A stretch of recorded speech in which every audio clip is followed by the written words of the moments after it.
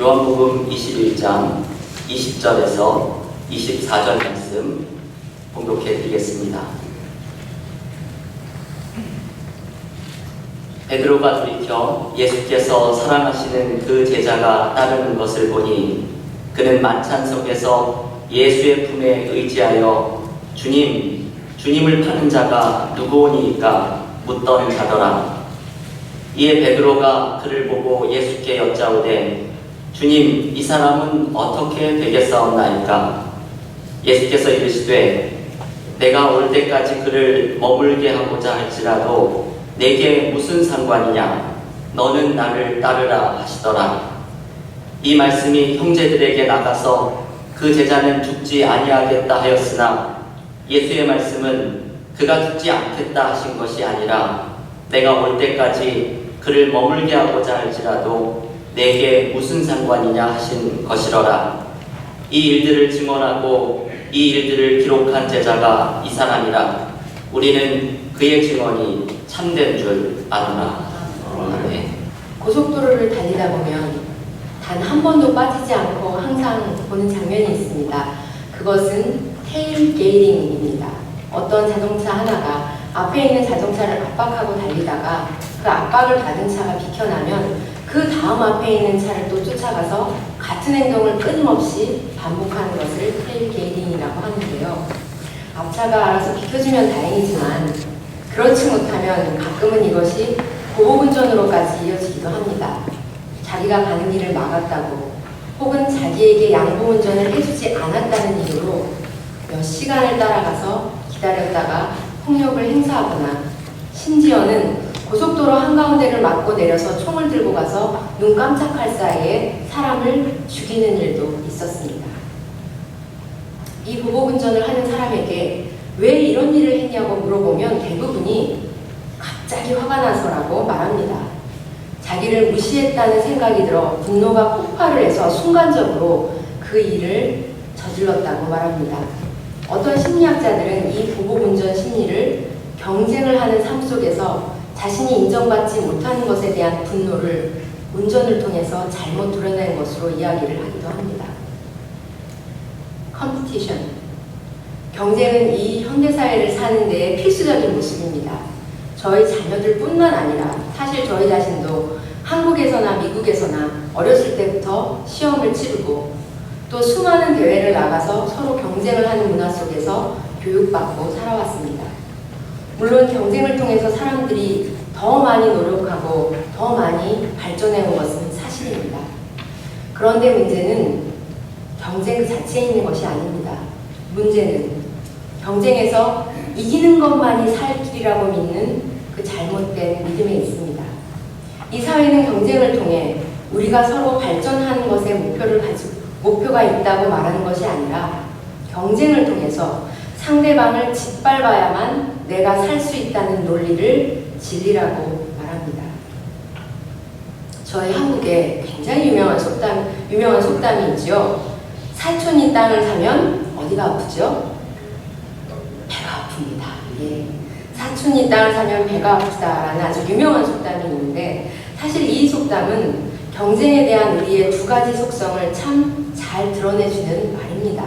첫 번째 속성은 우리는 다른 사람이 나보다 더 잘 되는 것을 본능적으로 싫어합니다. 그래서 남이 잘 되면 배가 진짜로 아픕니다. 누군가가 땅을 사면 나는 그 땅을 살 수 없다는 철저한 자본주의적 논리 속에서 다른 사람의 행복은 곧 나의 불행이라는 생각을 합니다. 두 번째 속성은 우리는 먼 곳에 있는 사람이 아니라 가까이 있는 사람과 자신을 비교한다는 것입니다. 우리가 알지 못하는 백만장자 백인이 저 큰 땅을 사서 빌딩을 지었다고 하면 그저 그런가 보다 생각을 합니다. 그렇지만 우리가 아는 사촌, 바로 옆에 있는 사람이 땅을 사면 더 많이 스트레스를 받아서 속이 쓰리고 배가 아파합니다. 우리는 우리와 비슷한 처지에 있던 사람이 갑자기 우리보다 더 잘 되는 것을 보면서 알 수 없는 패배감 때문에 몸까지 아플 때가 있습니다. 오늘 저는 베드로의 이야기를 통해서 우리의 이 처절하면서도 힘든 경쟁이 우리의 삶 속에서 어떤 모습으로 우리의 삶을 파괴하는지, 그리고 오늘의 본문 속에서 예수님은 그것을 어떻게 해결하라고 이야기하셨는지를 살펴보려고 합니다. 베드로를 모르시는 분은 없으시죠? 예수님의 제자 중에 최고의 제자고 물불 안 가리는 열혈 제자이고 가장 예수님을 열심히 따르고 사랑한 수제자라고 평가받는 사람입니다. 요한은 누구입니까?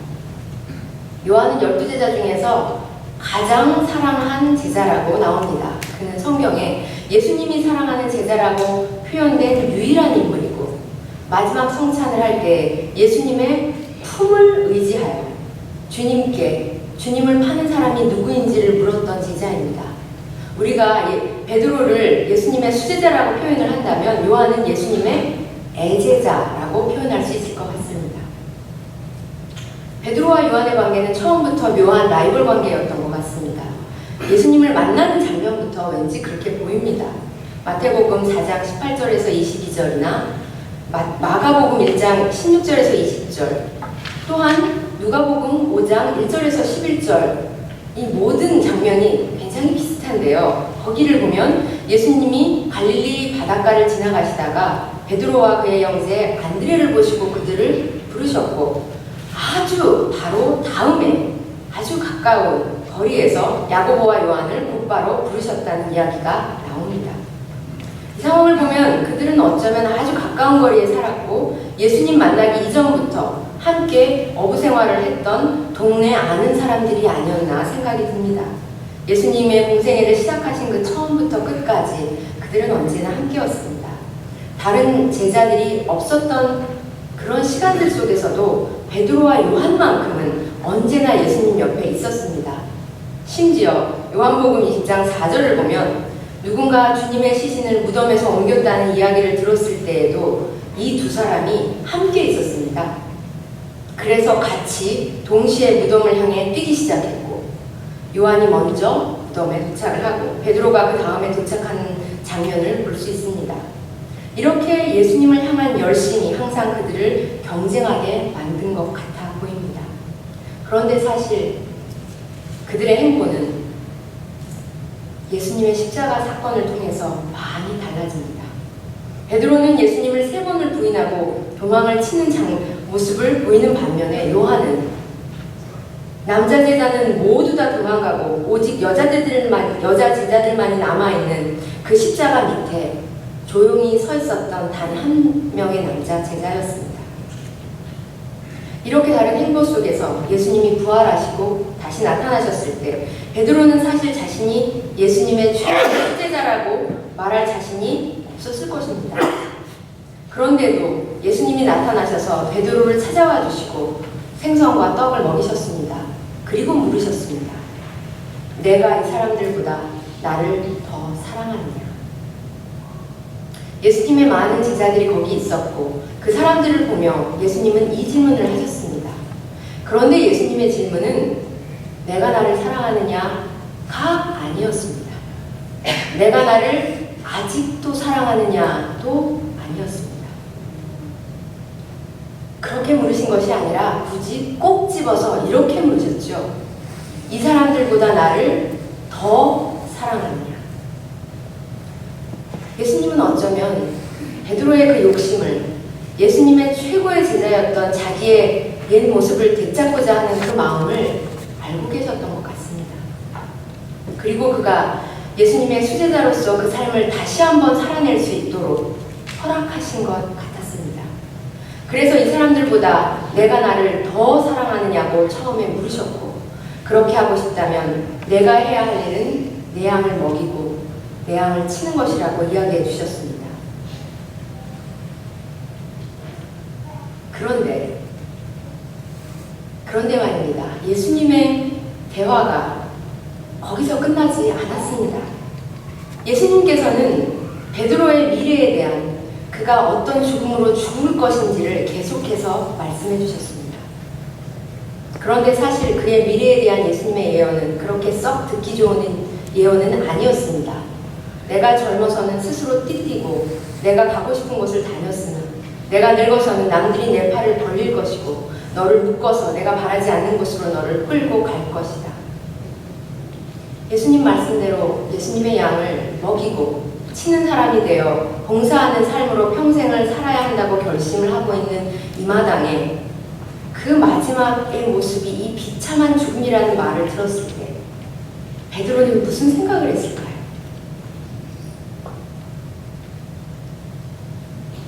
우리는 우리의 삶이 비참하다고 느껴질 때 무엇을 하나요? 그럴 때 사람들이 가장 많이 하는 것이 바로 비교인 것 같습니다. 내 삶이 그렇다면 도대체 다른 사람들의 삶은 어떨까 비교하기 시작합니다. 자기보다 더 비참한 생활을 하는 사람을 보면 나는 이 정도면 그래도 괜찮아 하고 생각을 하기도 하고, 또는 나보다 더 나은 생활을 하는 사람들을 보면서는 자기의 삶이 더 비참하게 느끼고 더 깊은 절망으로 빠지는 사람들도 있습니다. 이것이 바로 인간이 가지고 있는 죄성 중에 하나인 비교하는 것에서 오는 시기심이라고 하는 것입니다. 영어로는 jealousy라고 이야기를 하죠. 베드로는 예수님과 이 이야기를 할 때 요한을 보았습니다. 그리고 자신을 요한과 비교하며 예수님께 물었습니다. 주님, 이 사람은 어떻게 되겠습니까? 이 질문은 이러한 말이죠. 예수님, 제가 이러한 죽음으로 저의 죽음을 맞이한다면 요한은 어떠한 죽음을 맞이하나요? 우리가 비교를 시작하고 시기심에 사로잡히면 우리에게 공통적으로 한 가지 나타나는 특별한 증상이 있습니다. 그것은 바로 제대로 듣지 못한다는 것입니다. 다시 말하면 우리가 들은 말들을 잘못 해석한다는 말입니다.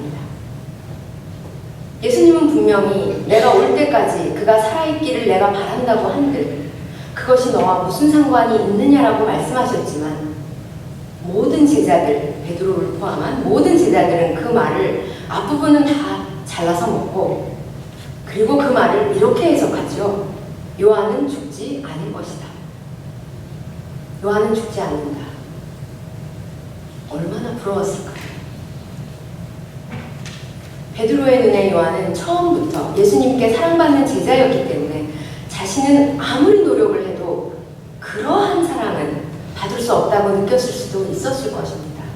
더군다나 자신은 예수님을 3번이나 부인했는데 요한은 그때 십자가를 지켰습니다.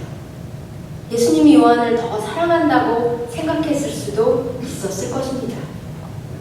그러나 그렇다고 예수님이 요한을 더 사랑하는 것을 베드로가 당연히 여기고 인정을 한 것 같지는 않습니다. 그것을 받아들이고 인정했다면 이러한 질문은 하지 않았겠지요.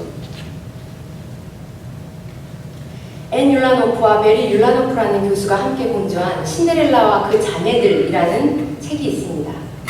이 책은 인간의 시기심에 대해서 다룬 책인데요. 우리나라에서는 이재용 교수님이 번역을 해서 나와 있습니다. 그 책에는 이러한 말이 있습니다. 시기심은 항상 뒤에 숨어 있으며 어떠한 순간에도 뚫고 나와 모든 상호작용에 독을 퍼뜨릴 수 있다. 지금 이 본문의 자리는 베드로가 예수님, 부활의 주님을 다시 만나서 예수님을 부인하고 도망갔던 그 잘못을 용서받고 다시 새로운 사명을 부여받는 자리였습니다. 그런데 바로 이 중요한 순간에 그는 요한에 대한 시기심에 사로잡혀 있었습니다. 이 중요한 순간에 그의 마음속에 품어있던 시기심이 갑자기 튀어나와서 독을 퍼뜨리려고 하고 있는 순간이었습니다. 그리고 이 시기심 때문에 베드로는 예수님의 말씀을 제대로 듣지도 못합니다. 인간이 가지고 있는 죄성 중에서 가장 끈질기게 인간을 절망으로 끌어들이고 행복하지 못하도록 방해하는 것이 있다면 그것이 바로 이 시기심입니다. 이 시기심에 사로잡히면 그 시기심에 사로잡힌 사람 눈에는 모든 사람은 인간이 아닌 하나의 비교의 대상으로 바뀌어버립니다. 그래서 다른 사람이 자기보다 밑에 있는 사람으로 여겨지며 오직 자신만이 옳다고 생각하기 시작합니다. 이 시기심에 사로잡힌 사람은 그 다른 어떤 사람도 자기보다 더 잘나거나 더 뛰어나서는 안 된다고 생각합니다. 특히 신앙생활을 열심히 하는 사람이 이 시기심에 사로잡히면 자신의 신앙이 다른 사람보다 더 뛰어나다고 생각하기 때문에 스스로를 선하고 의로운 자로 여기며 다른 사람의 신앙을 비판하는 모습을 보이게 됩니다.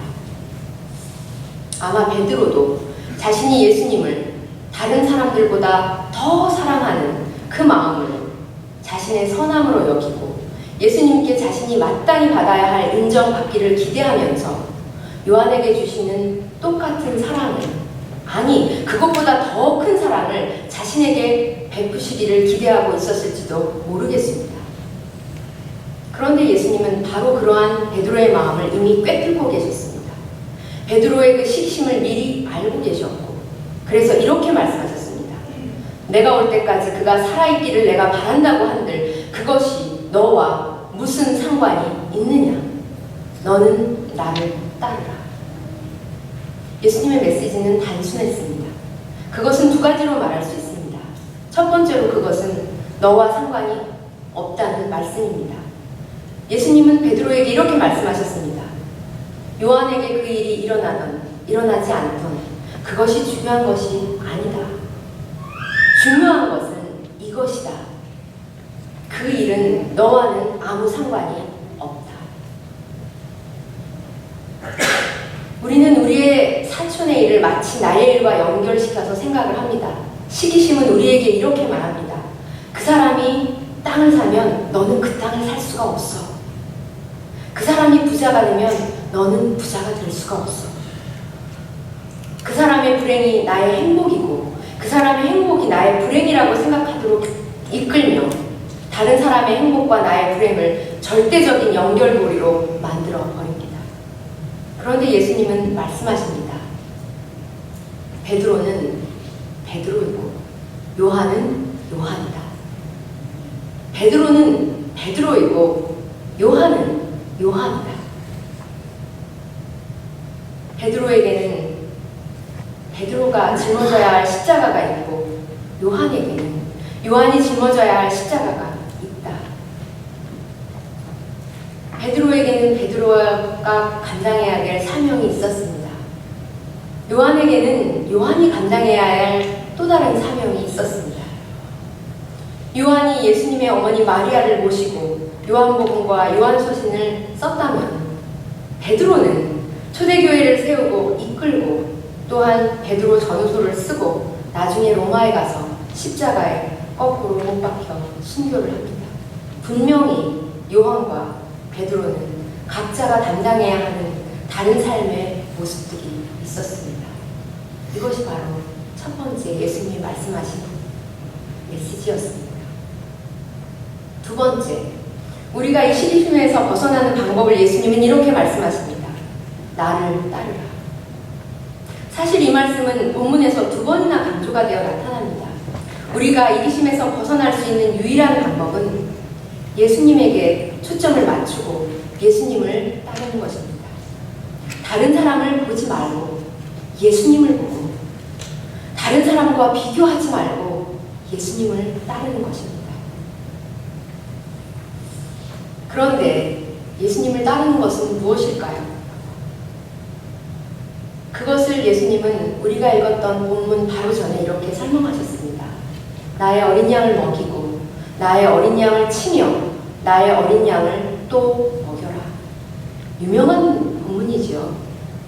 예수님을 따르는 것은 자신 혼자 믿음 생활을 열심히 하고 성경 말씀을 묵상하는 것만으로는 될 수가 없습니다. 왜냐하면 예수님을 따르는 것은 나 혼자 하는 개인적인 신앙생활을 넘어서는 주님의 어린 양을 먹이고 그 어린 양을 치는 것을 포함하기 때문입니다. 그 어린 양을 바보 같다고, 어리석다고, 깨끗하지 못하다고 욕하고 상종하지 않는 것이 아니라 그들을 먹이고 입히고 그들이 깨끗이 살아갈 수 있도록 도와주고 그들과 나누고 그들을 진정으로 사랑하며 함께 살아가는 것입니다. 시기심을 치료하는 방법은 바로 예수님을 선택하는 것입니다. 그것은 바로 어떤 상황에서도 사랑을 의도적으로 바로 실천하는 것입니다. 왜냐하면 사랑은 언제나 옳기 때문입니다. 영어에 이런 표현이 있죠. Love is always right. Love is always right. 사랑은 언제나 옳다. 저는 처음에 이 말을 들었을 때 망치로 머리를 맞은 듯 했습니다. 그리고 이 말을 모든 제가 아는 단어, 문장에 다 붙여보았습니다. 그런데 놀랍게도 이 말은 언제나 정답이라는 것을 깨닫게 되었습니다. 정말 세상에서 사랑보다 더 맞는 정답은 없습니다. 예수님을 선택하는 것은 사랑을 선택하는 것입니다. 그리고 그것은 예수님의 어린 양을 먹이고 입히고 살피고 사랑하는 것입니다. 은혜와 사랑교회, 사랑의 교회 성도 여러분, 예수님을 따르십시오. 그 어떤 상황에서도 사랑을 먼저 선택하십시오. 왜냐하면 예수님은 사랑이시기 때문입니다. 하나님, 시기심에서 벗어나기를 간절히 원합니다. 그런데 그 힘이 너무 강하여 알면서도 벗어나는 것이 너무나도 힘들 때가 많습니다. 성령님, 저희들의 약함을 고치시고 그 시기심에서 벗어날 수 있는 능력을 주시옵소서. 항상 사랑을 선택할 수 있도록 강력하게 역사해 주시옵소서. 예수님의 이름으로 기도합니다.